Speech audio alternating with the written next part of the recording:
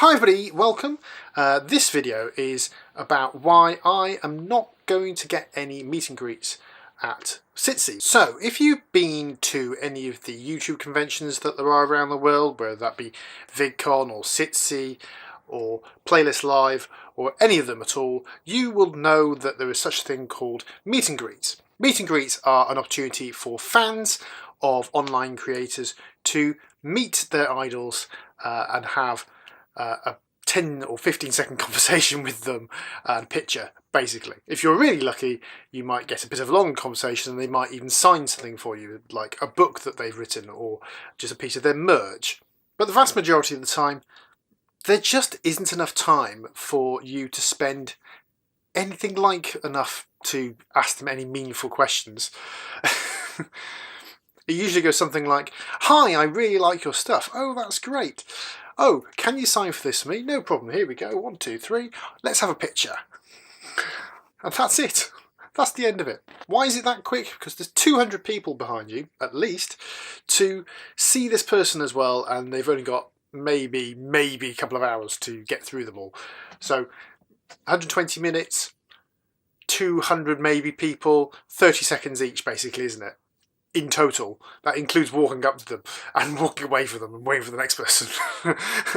Now, back in 2017, I was a volunteer at VidCon Europe, which was in Amsterdam, and I think it's fair to say that it wasn't the best attended convention from a community point of view. In fact, it was so badly attended they didn't even have a community track this year, and next year it's going to be moving here to London, which I think is a very sensible business decision. I reckon there's going to be a lot more people turning up.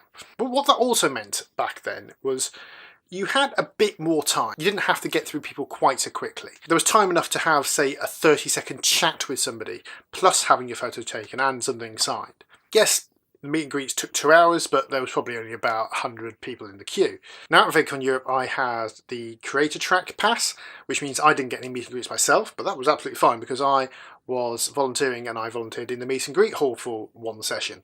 And it was really interesting, actually, all these people queuing up to meet somebody, some of them for the first time, some of them they met the creator before at another meet and greet, or some of them may have even met them before at another event. But unless you had another reason to meet this creator, say you were on the creator track and they happened to be on one of the panels that you attended, that kind of thing, it was unlikely that you were going to be able to literally go up and talk to these creators. So that was VidCon Europe in 2017.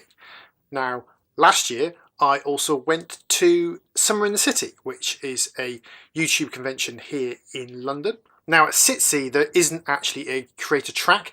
There is a creator day on the Friday, and there doesn't tend to be any other events going on other than the panels and the merch stalls and the exhibition area, of course. But the main community events happen at the weekend on the Saturday and the Sunday. And there are meet and greets happening pretty much all day over the 2 days. Now at SitC, the lines were much longer because the attendance was much bigger. As with all events, there's a meet and greet lottery where you sign up to be in the queue for the creator, and you get a ticket beforehand, and you get a wristband when you pick up your tickets showing which meet and greets you've got. So if a massive creator, for example, was doing a meet and greet like Zoella doesn't come to Summer in the City, but you know, I think this is a good example.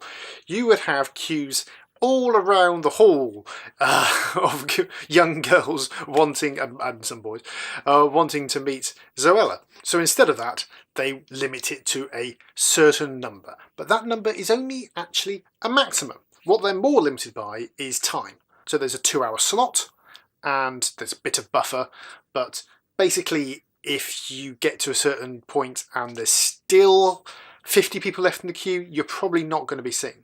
Which means that you've queued up for 2 hours and aren't going to even get your meet and greet. But here's the thing, you see. Now, last year at Summer in the City, I signed up for some meet and greets. I didn't really know what it was like. I thought it'd be like VidCon Europe, was the point. I didn't quite understand, because I hadn't been to Summer in the City before, that there'd be so many people there and it would take so much longer. And the quality of product you get, so to speak, is not as good. You get much less time. You get told to get on with it by the volunteers, and they're just doing their job. It's not their fault.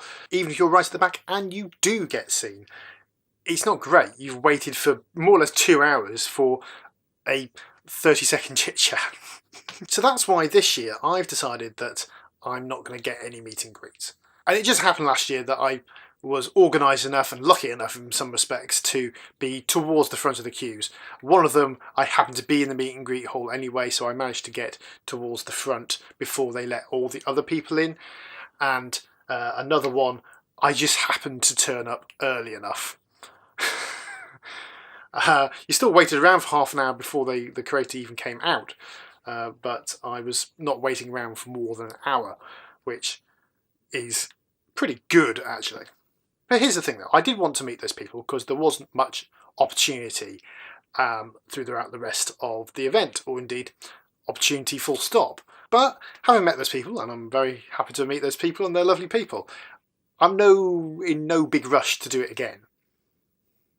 If I bump into them around the hall, or happen to bump into them elsewhere here in London, whatever, then they're great people and I'll tell them how brilliant I think their stuff is.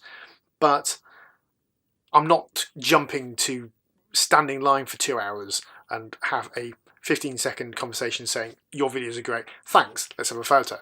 So this year, I'm not applying for any meet and greet lotteries. What I will be doing though is going to the Creator Day on the Friday. Now there are a heck of a lot less people there, mostly because there's not as much stuff for the community members to do.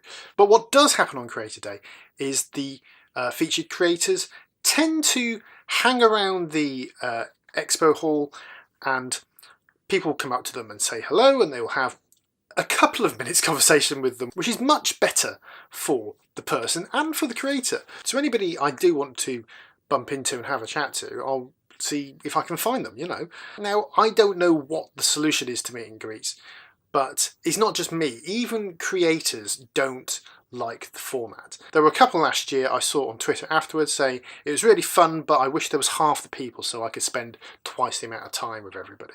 And even that's not that much time, but it's definitely a better experience for the person and a better experience for the creator. The fan gets to have a much more meaningful connection and conversation, and the creator is going to be much happier after because they've actually connected with people. So perhaps you're going to SitC this year or any other YouTube convention. If you are, let me know in the comments if you've applied for any meet and greets, or if you would apply for meet and greets, or maybe I've changed your mind.